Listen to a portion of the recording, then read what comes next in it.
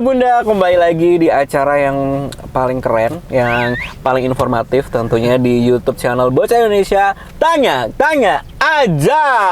Wow, dan di episode kali ini tentunya gue nggak akan sendirian. Kali ini gue sudah ditemani oleh Dr. Stefan. Hai dok, apa kabar? Apa kabar juga? Nah ini kayak siang hari ini gue barusan jemput di salah satu rumah sakit tempat beliau praktek juga ya. Dan kayak ini siang kita mau muter-muter sebentar ya dok ya. Kita mau ngobrol-ngobrol nih tentang apa aja, banyak tentunya ya. Baik itu dari medis termasuk juga kehidupan pribadi. Siapa sih yang nggak penasaran ya kan? Oke. So dok, kalau boleh tahu sebenarnya kenapa sih dok dulu memilih menjadi seorang dokter obgyn di antara banyak pilihan jurusan kedokteran gitu dok? Oke, yes. Jadi memang menarik banget ya. Menarik banget waktu kita tuh berpikir waktu jadi masih dokter umum mau masuk ke dunia spesialis. Nah waktu spesialis itu kan kita kenal sebagai residen ya. Yes. Kita pilih nih, kita lihat waktu itu sejak zaman koas atau zaman kita selesai klinik atau mahasiswa klinik mahasiswa klinik gitu ya. Waktu itu sih saya sampai keluar ke perkataan bahwa aduh gue nggak mau jadi dokter obgyn. Oh kenapa? Kenapa? Waktu itu saya lagi stase anak nih mas, waktu koas itu saya melihat bahwa ya namanya persalinan itu baik yang lewat pervaginal maupun yang lewat perut gitu ya, seksio itu semuanya berdarah-darah gitu. Berdarah-darah ya, ngeri ya sih gitu ya. Pemikiran saya atau mindset saya pada saat itu waktu masih jadi koas di bagian anak itu kayak mengerikan banget nih. Lewat seksio berdarah-darah, lewat pervaginal berdarah-darah gitu. Tapi look at me now gitu, I'm an OBGYN. Nah, turning point-nya itu sebetulnya waktu menjalani stase obgyn mas di waktu di clerkship juga, waktu di koas ya. Nah itu kembali ada banyak banget konsulen yang menginspirasi saya. Karena saya melihat bahwa oh ternyata nih obgyn itu bukan hanya bercerita tentang tindakan, tapi ada filosofi yang lebih besar dari itu. Filosofi untuk menyelamatkan ibu, filosofi untuk melahirkan ibu dan anaknya juga gitu ya, janin yang sehat gitu. Sampai akhirnya saya end up di sini sebagai dokter fertilitas itu untuk masalah gangguan kesuburan gitu. Ternyata bukan hanya sekedar obstetri dan ginekologi, tapi juga masuk ke spesialis fertilitasnya ya dok ya. Betul. Kenapa waktu itu akhirnya tertarik nih dok untuk akhirnya mengambil juga spesialis untuk fertilitasnya juga? Karena sebenarnya obgyn biasa aja sebenarnya udah cukup nggak sih dok SPOG? Yes. Jadi memang teman-teman saya juga banyak yang mengatakan bahwa obgyn biasa atau obgyn umum cukup kok sebetulnya sehari-hari untuk menolong pasien. Ternyata saya melihat bahwa obgyn yang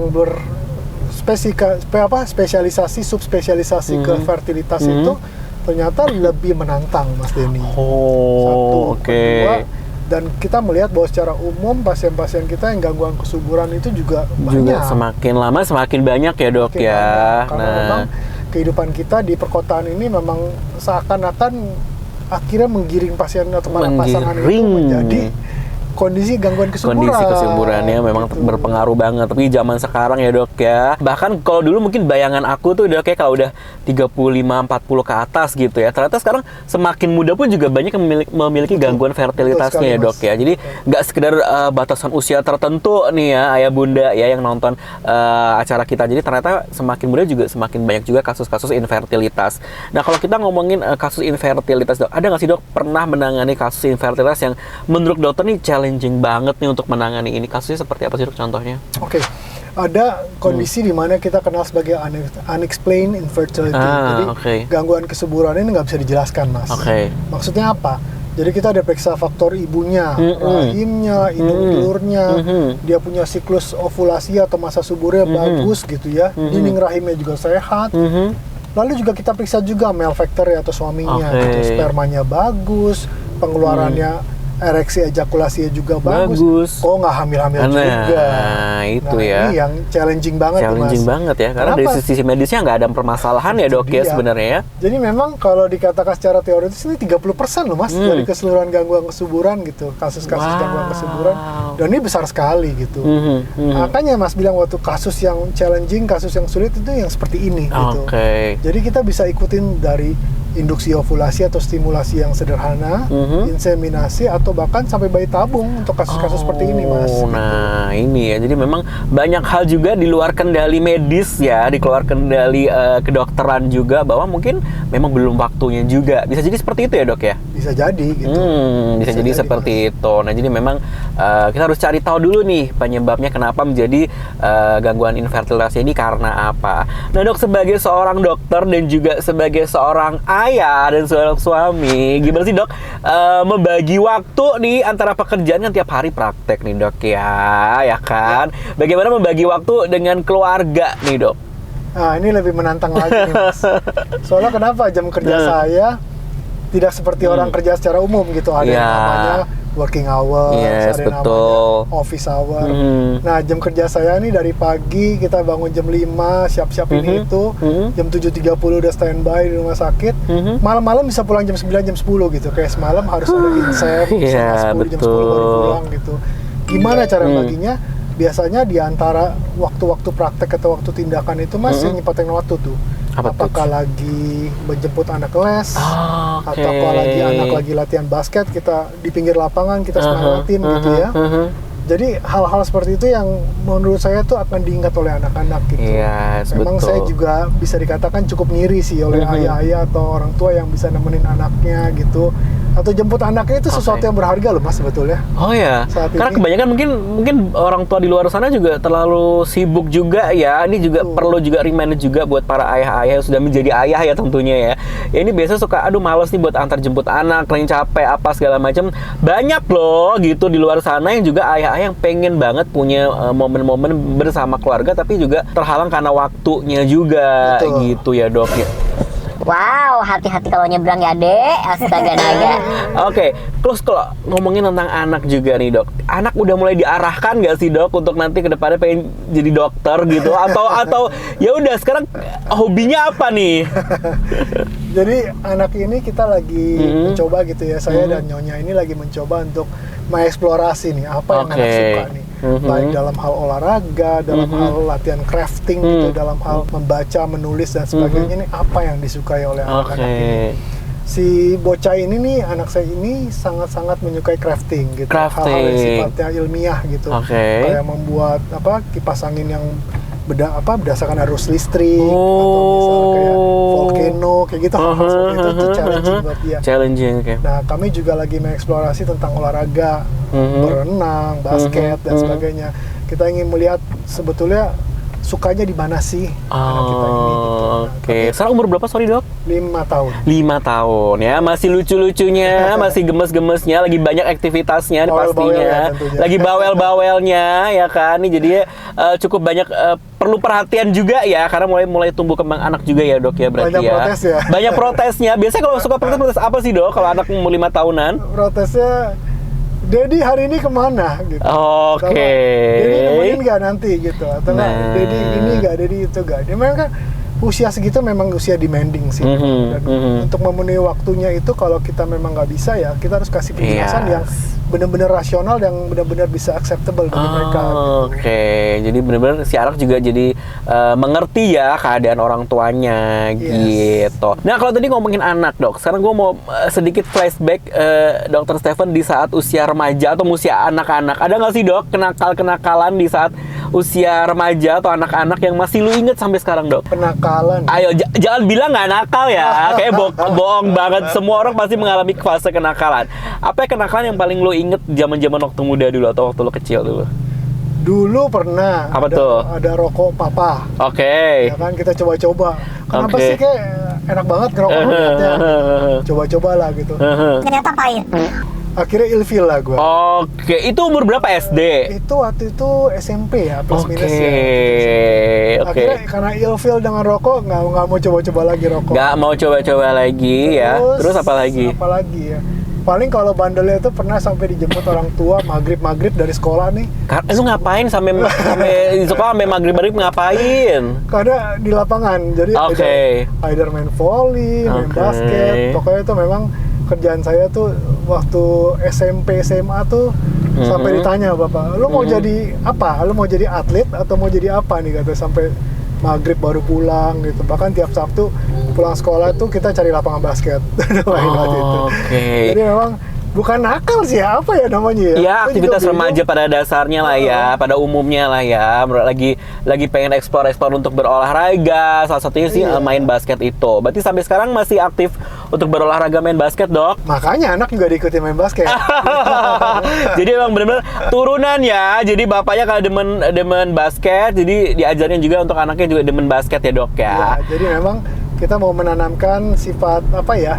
Sifat sportivitasnya, sifat kompetisinya, terus juga sifat disiplinnya dan juga kesabarannya, kesabarannya Gitu. dari berolahraga itu gitu. Dan ini informasi penting juga nih buat ayah bunda dan teman-teman semua yang lagi nonton program. Ya Allah tuh motor. Tanya-tanya aja ya. Jadi ada kabar gembira banget nih, Dok, bahwa ternyata YouTube-nya Bocah Indonesia itu sudah 100.000 subscriber. Terima kasih buat semua yang sudah subscribe, sudah nonton semua video-videonya. Jangan lupa untuk subscribe, yang belum subscribe, tekan juga tombol loncengnya supaya tidak ketinggalan video-video atau playlist lainnya yang seru-seru di channel YouTube-nya Bocah Indonesia. Dan sekarang kita akan masuk ke segmen kedua nih, Dok. Tara, segmen kedua adalah kita akan ada pertanyaan mitos atau fakta.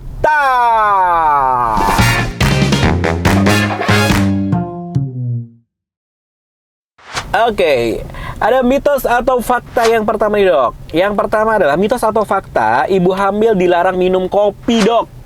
Oh, itu mitos. Mitos, kenapa tuh? Karena nggak ada salah dengan kopi, nggak ada salahnya dong, Dok ya? Karena ada banyak studi yang mengeksplorasi tentang masalah kopi ini untuk ibu hamil, 200 sampai 300 mg per hari itu nggak apa-apa.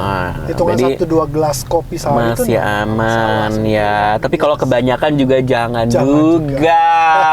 Itu sih, apalagi sekarang nih, Dok, kayak kopi tambah susu tambah udah deh, hati-hati ya, jadi gula tuh ya. Itu penting banget. Mitos atau fakta, nanas dan durian dapat menyebabkan keguguran. Katanya kalau kebanyakan makan nanas bisa jadi becek. Maksudnya apa sih, Dok, sebenarnya?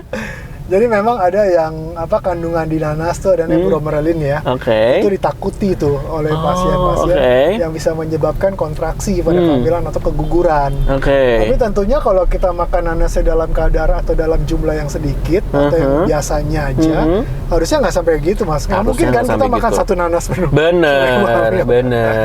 Gitu, Mas. Jadi pada dasarnya makan apa aja sebenarnya dalam batas yang wajar ya, Dok ya. Nggak berlebih-lebihan juga lah, itu juga jadinya nggak bagus. Ingat gak sih lagu zaman dulu yang sedang saja gitu ya. Jadi harus yang sesuai dengan porsinya ya.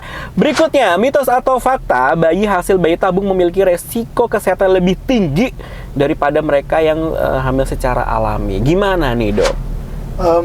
Itu dulu, betul. Karena sekarang udah ada kebijakan seperti embrio transfer, single embrio transfer, jadinya hanya satu embrio aja dimasukin. Jadi kayak komplikasi seperti kehamilan kembar itu sebetulnya bisa dicegah, Mas. Gitu. Tapi sebenarnya banyak juga kan orang sekarang ayah bunda pengen langsung bayinya kembar gitu. Betul. Itu sebenarnya bagus gak sih, Dok? Ya, sebetulnya kita melihat dari kacamata dokter Seopjin itu, kembar itu kan sebetulnya kan kehamilan yang nggak normal, Mas. Yang harusnya satu dalam rahim ada 2 atau 3 atau 4 gitu kan. Which is itu kan nanti pada saat perkembangannya trimester 2, trimester 3 akan menjadi masalah baru lagi tuh. Preterm pregnancy lah, atau misalnya kehamilan yang kontraksinya belum waktunya. Bener.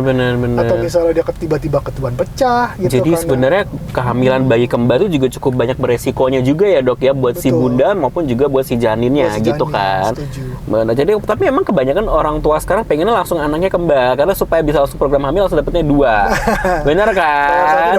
Bayar 1 dapat 2. Ya kan, apalagi kalau yang udah lama belum punya anak itu langsung pengennya kembar dapat 2. Cowok cewek mungkin, atau cewek kayak udah seru banget, heboh banget satu keluarga gitu ya. Tapi sebenarnya untuk bayi kembar itu harus ada genetika nggak sih, Dok? Betul, kebanyakan diturunkan dari ayahnya ya atau papanya. Gitu. Oke. Mitos atau fakta, tingkat keberhasilan kehamilan dengan bayi tabung lebih tinggi prosentasenya dibanding promil dengan inseminasi. Gimana nih, Dok? Betul sekali. Jadi memang tahapan promil itu kan secara umum ada 3, Mas. ada yang namanya stimulasi atau induksi ovulasi. Jadi kita hanya kasih obat 5 hari, obat makan nih kasih bundanya nih. Nanti pada tengah siklus kita suntik pemecah telur, terus disuruh campur deh sama bapak sehingga batu jadwal. Kalau nggak berhasil juga, itu kita naik namanya inseminasi gitu ya. Untuk informasi tadi yang stimulasi atau induksi ovulasi itu angka keberhasilannya mungkin 3-5% Mas. Sedangkan waktu kalau kita naik ke inseminasi bisa 3 kalinya, bisa 15-20% gitu. Dimana tuh kita nanti besarin telur juga di awal-awal siklus baik dengan obat maupun suntikan. Nanti di tengah siklus kita kasih pemecah telur. Nah, 36 jam sampai 40 jam itu kita masukkan spermanya yang sudah dicuci. Itu ke dalam rahim ibu. Itu inseminasi. Inseminasi. Ya, bilang tadi 3 kalinya itu berarti sekitar 15-20 itu cukup besar Mas. Gitu. Kalau bayi tabung sendiri gimana? Bayi tabung kalau memang nggak berhasil juga inseminasi, ada literatur atau studi yang bilang 3-6 kali inseminasi ya tergantung kondisi ibunya dan bapaknya tentunya. Itu akhirnya masuk ke dalam IVF atau bayi tabung, keberhasilannya bisa sampai 45% Mas. Jadi cukup tinggi juga ya, tapi tergantung juga dari sisi usia ayah bundanya juga ya dok ya sebenarnya ya. Jadi memang usia itu berpengaruh banget. Sangat berpengaruh. Bunda. Terus juga ada kondisi patologinya gak, maksudnya apakah ada miom, apakah endometriumnya tipis, apakah indung telurnya ternyata cadangan telurnya sedikit. Itu untuk ibunya ya, tapi untuk suaminya kayak apakah azoospermi, jadi spermanya bisa aja sedikit atau ini kebanyakan para pria-pria nih ya. Karena egonya tinggi banget nih biasanya sama istri-istrinya nih. Yang maunya diobok-obok nih. Kayak si Joshua diobok-obok gitu ya. Itu istrinya terus nih dok.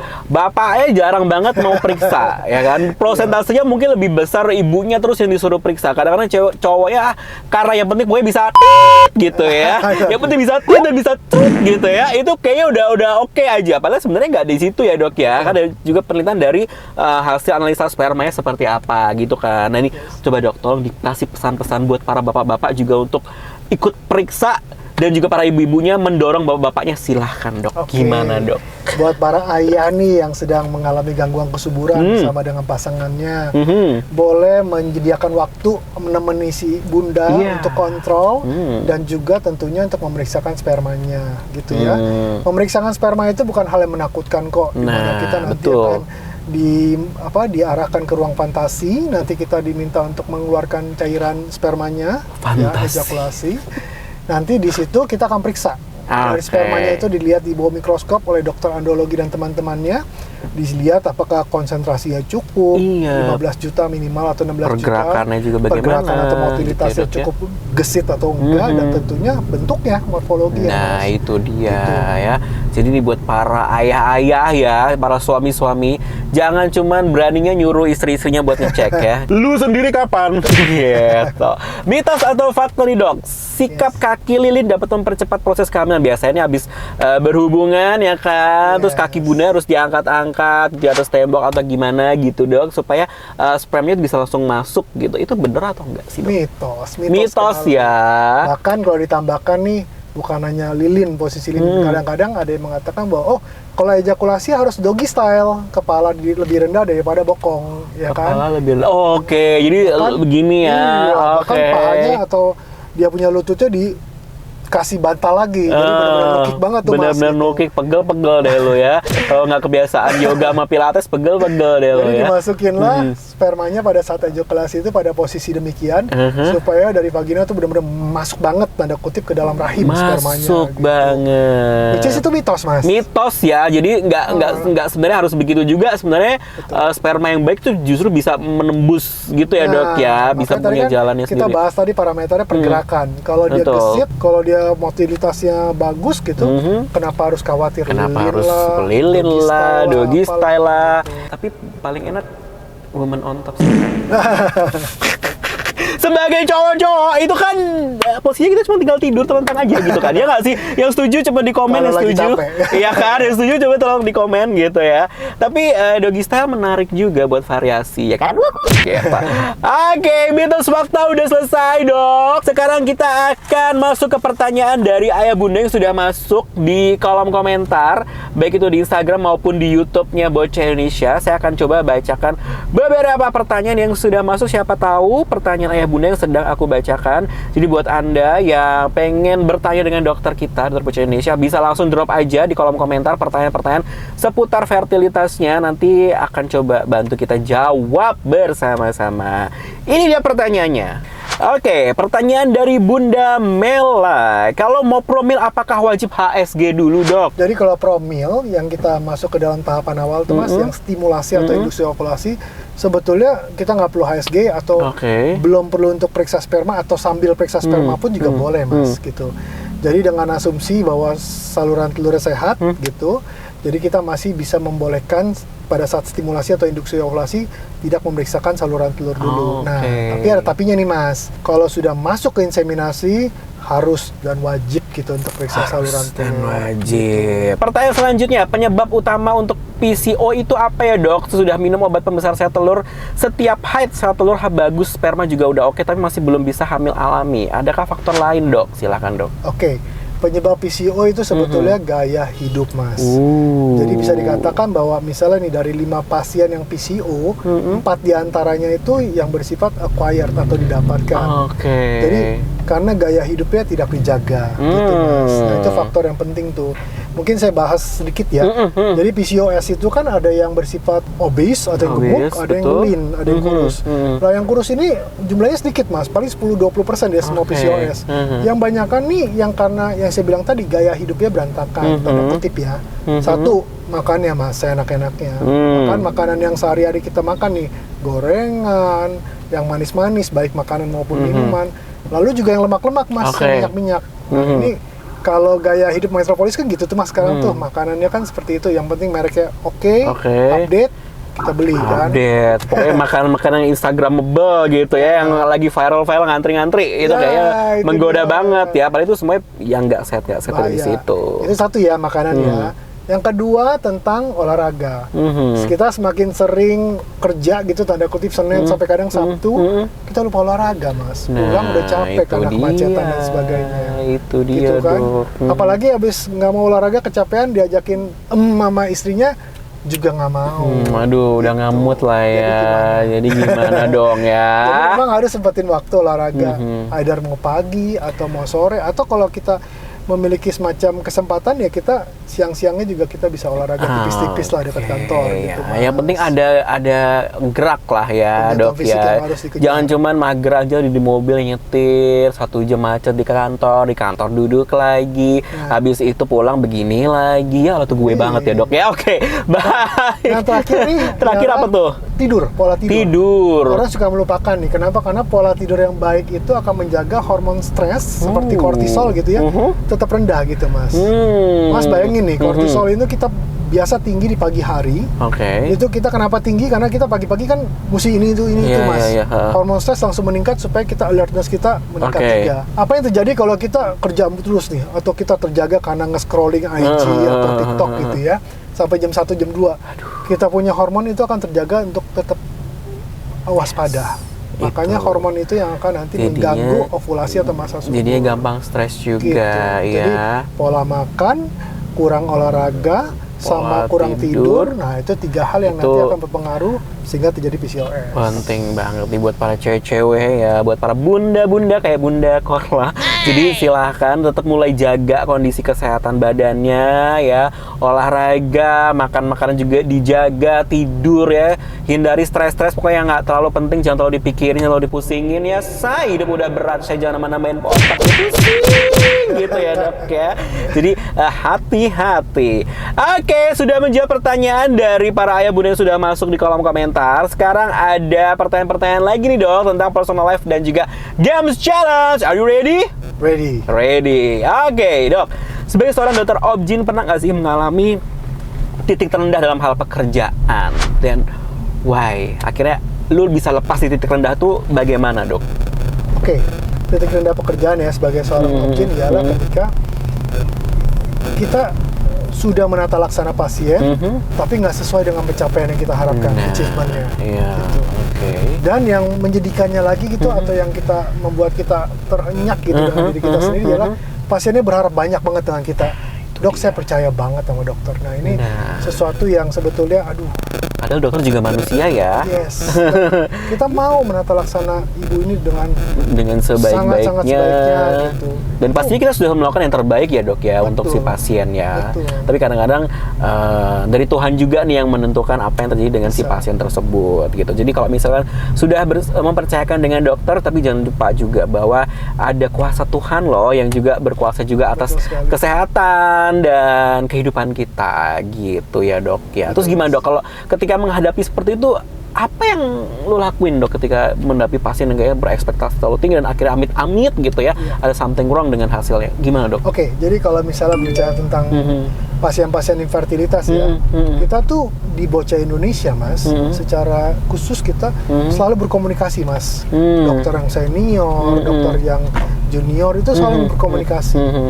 Makanya kita ada board meeting, ada apa semua itu tujuannya kalau komunikasi kita lancar. Jadi satu stimulasi kita pakai obat apa, si BEM dia, oh ini ada literatur ini pakai obat apa, dengan kita membuka pikiran, dengan kita membuka segala macam kesempatan untuk berpendapat, baik senior ke junior maupun junior ke senior, itu membuka wacana kita mas, wacana untuk melihat berbagai kesempatan yang lain gitu. Jadi ketika pasien nih nyangkut atau misalnya kayak mentok banget, menurut kita mentok, ketika diskusi lah kita dengan teman-teman baik di grup maupun di satu pertemuan diskusi, itu kita menemukan solusi per solusi mas.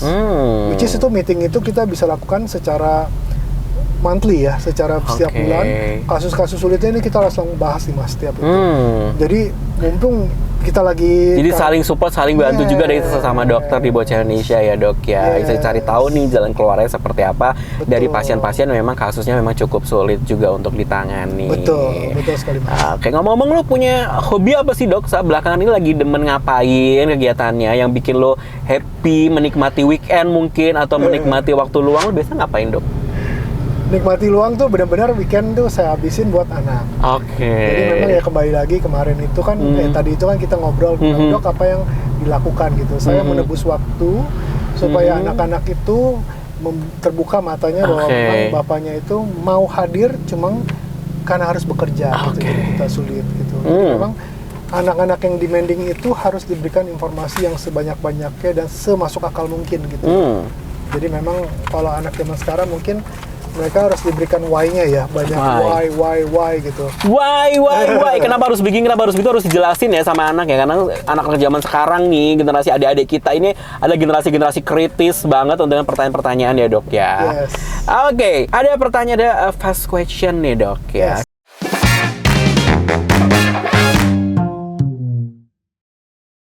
Sekarang lu merem dok, 10 detik aja. Gue mau kasih lu jeda sebentar aja. Coba ya, kita mulai ya dok ya. 10, 9, 8, 7, 6, 5, 4, 3, 2, 1. Apa yang tadi lu bayangin di saat lu merem dok? Gue ngebayangin bisa liburan sampai seminggu 2 minggu. Oke, liburan yang pengen banget lu datengin kemana sih dok biasanya? Atau lu kayak idam-idaman banget, gue pengen kesana nih tapi belum kesampaian gitu, kemana dok? Gue udah lama nggak ke laut, ke pantai. Oke, padahal laut dan pantai di Indonesia banyak banget ya. Oke, ini kebayangannya pengennya liburan ke pantai gitu ya dok ya. Berarti kalau suruh milih antara gunung dan pantai, milihnya pantai ya dok ya? Pantai, sekarang ini pantai. Oke, sekarang bisa pilih ya dok ya antara A atau B, Oke, pertanyaannya, pilih bakso atau mie ayam? Mie ayam. Oke, bubur didok atau nggak diaduk? Nggak diaduk, sama bentar gue juga tuh. Makanya harus rapih gitu ya. Perjalanan jauh tapi lancar atau deket tapi macet? Macica Mukhtar. Iya bener juga, capek ya nyetirnya ya Bo. Ramrem mulu. Praktek di weekend tapi setengah hari atau weekday tapi full? Weekday full tapi weekendnya libur lah ya. Gitu ya dok ya. Zona nyaman atau tantangan baru? Tantangan baru. Oke. Musim hujan atau kemarau? Hujan. Kenapa hujan? Karena nggak panas. Karena hujan tuh nggak panas, terus memberikan memberikan efek pasien-pasien gangguan kesuburan pada hamil. Apa hubungannya hujan sama hamil? hamil. Orang nggak pada pengen di rumah, pada pengen pelukan pasangannya.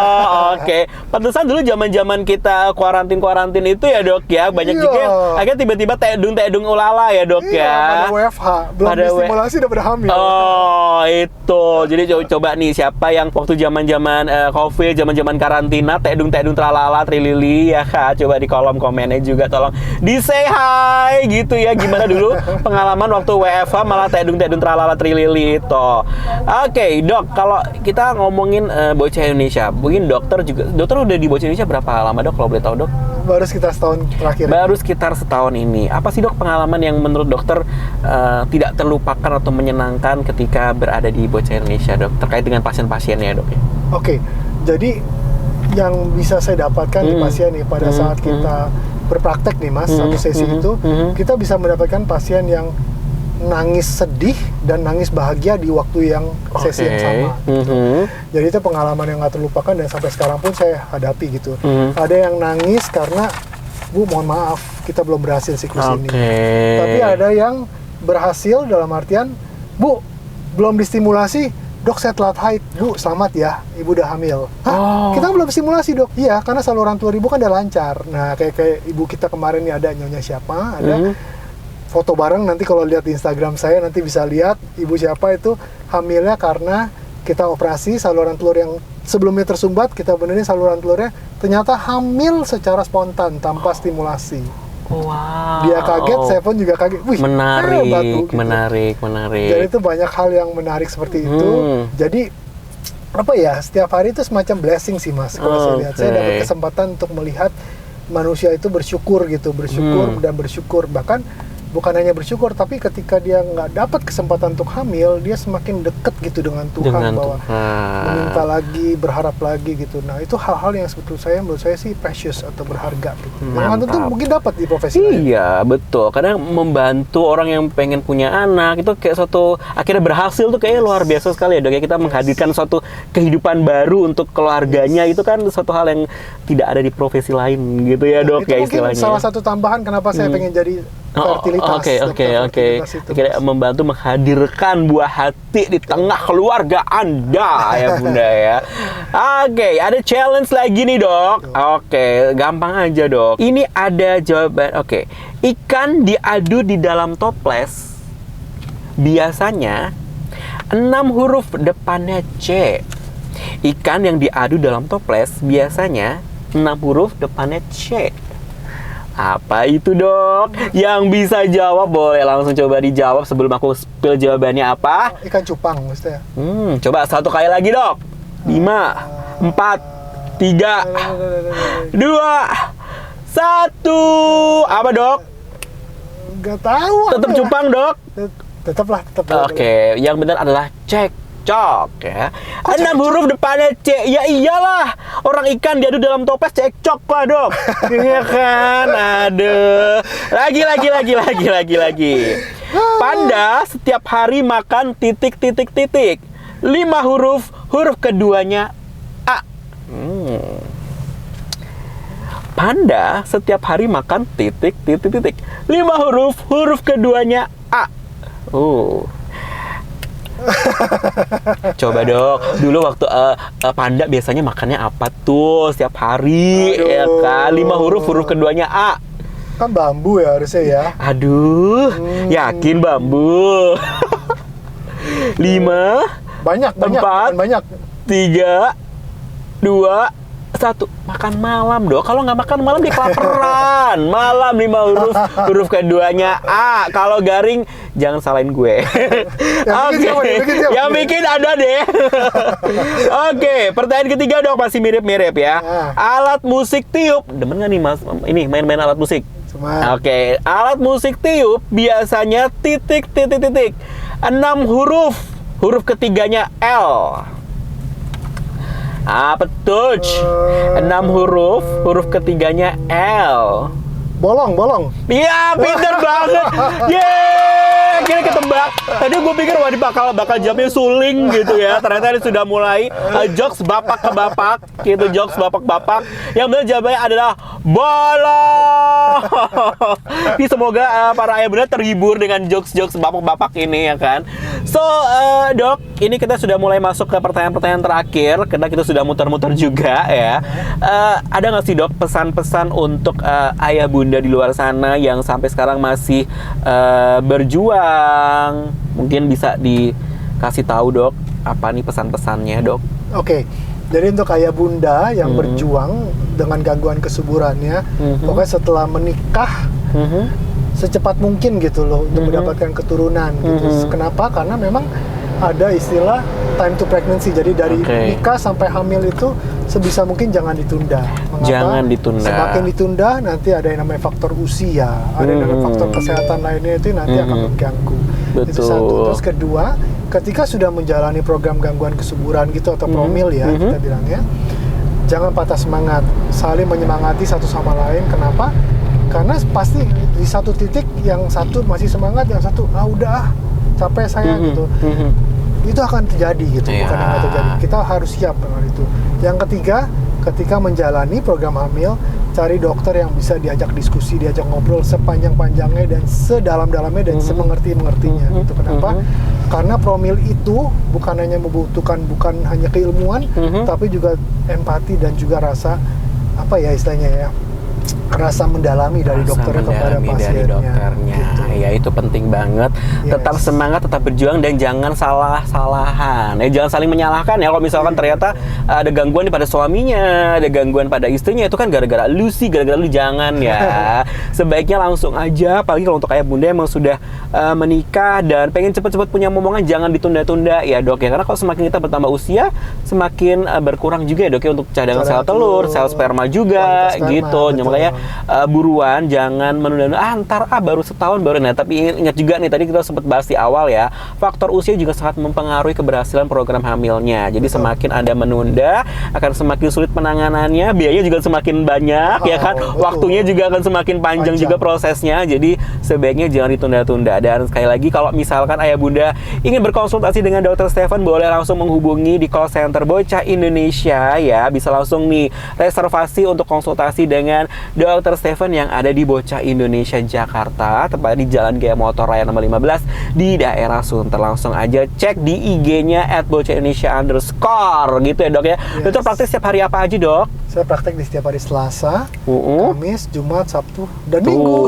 Tuh bahkan di Sabtu dan Minggu, jadi nggak ada alasan kalau misalkan kalau hari biasa bekerja nih, tetap aja ya bisa meluangkan waktu sebentar di weekendnya Sabtu atau Minggu, bisa langsung ketemu dengan beliau. Thank you Dr. Stephen sudah diganggu waktu prakteknya siang-siang ini. Nggak terasa udah setengah jam lebih juga kita ngobrol-ngobrol, dari ngobrol tentang keluarga, tentang anak, tentang masa lalu ya kan, sampai tentang pasien. Itu sudah kupas tuntas semuanya. Sekali lagi thank you, dan jangan lupa untuk ayah bunda silahkan tinggalkan likes, komen, dan juga subscribe-nya juga supaya nggak ketinggalan video-video dari Bocah Indonesia. Akhir kata, saya Delian dan juga Dr. Stephen undur diri. Bye-bye, sampai jumpa di episode Tete Aja selanjutnya.